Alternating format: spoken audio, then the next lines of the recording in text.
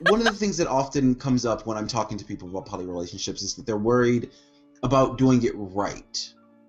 Mm. And I think that's a big problem. That was the first really big classic poly mistake that I made. And it took me a year to figure out that I kept looking for a right way to do it.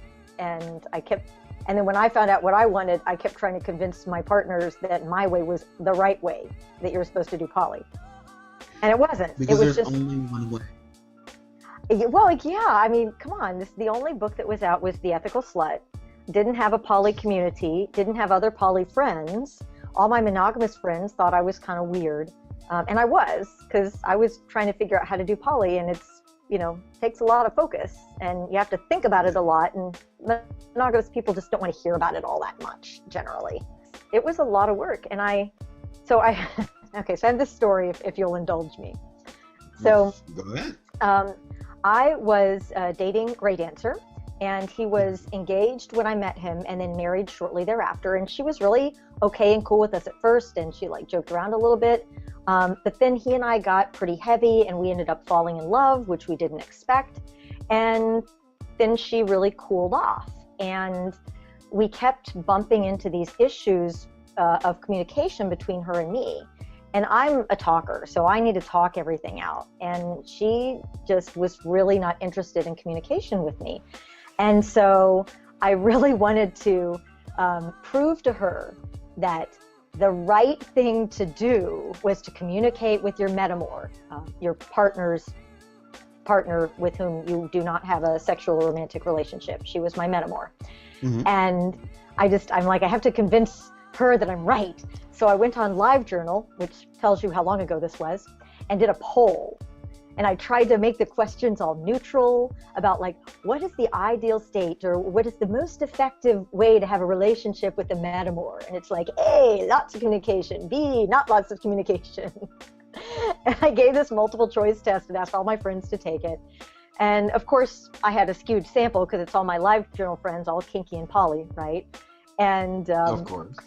And I don't even remember what the poll was. I think the results did skew in favor of what I wanted, but it wasn't the point.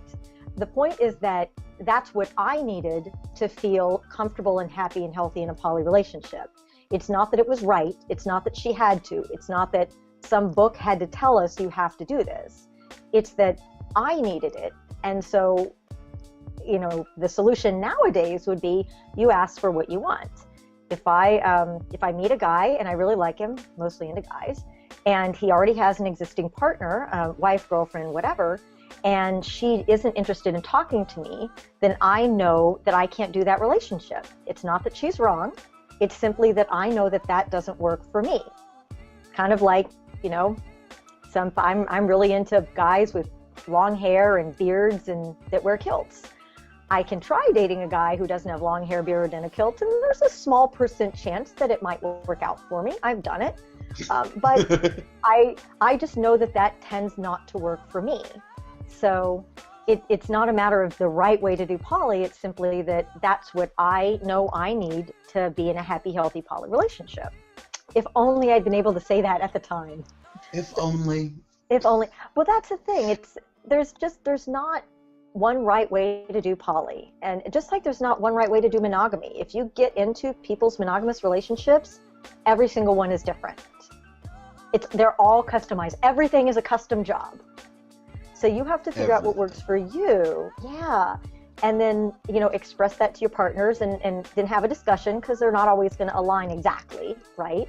And then just kind of figure out how much you really need and how much you can live with. And, frankly, I think 90% of polyamory and doing it well is partner selection. If you can express what you need up front and you rule out any partners that can't provide that, instead of torturing yourself by falling in love with somebody who can't provide what it is you need, as with monogamy, you'll be a lot happier.